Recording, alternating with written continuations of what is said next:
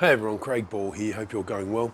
Today I want to talk to you about a little concept that feeds into a bit of a bigger concept. Now, one of the ones I often talk about in my workshops, one of the concepts when I go through unhelpful patterns of thinking to share with people what they're actually bringing to their emotional upset, I like to talk about always being right.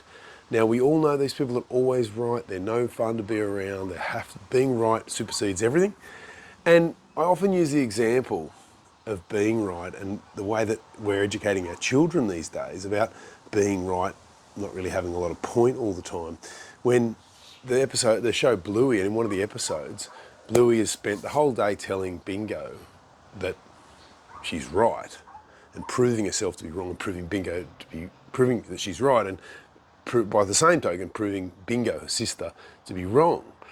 And at the end of the day, Bingo doesn't want to play with Bluey anymore. So Bluey goes to her mum and goes, Mum, Bingo doesn't want to play with me. She says, well, Bingo, is it more important to be right or more important to have somebody to play with? Now, one of the great ways to remember this, if you're doing it wrong or in any way, is ask yourself the question, is it more important to be right or more important to get it right? Now, what does getting it right actually mean? Well, getting it right takes you out of the picture and getting your situation. An example where this might come into play is a very stark example is in driving. Now, you might have right of way in a situation, but if someone's flying through or hasn't stopped at an intersection, you may have all the right of way in the world, but if they haven't stopped moving, it's probably good just to wait for a few seconds and let them come through, or to see what they're going to do.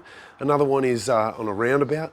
It's often a good idea to look at the way the wheels somebody's turning rather than look at what you think, try and predict what you think the car's going to do. Look at those wheels first. Now, this isn't an education on how to drive better, but how to prevent things. You might have the right, of way, but it's not helping, it's not working in any way, shape or form.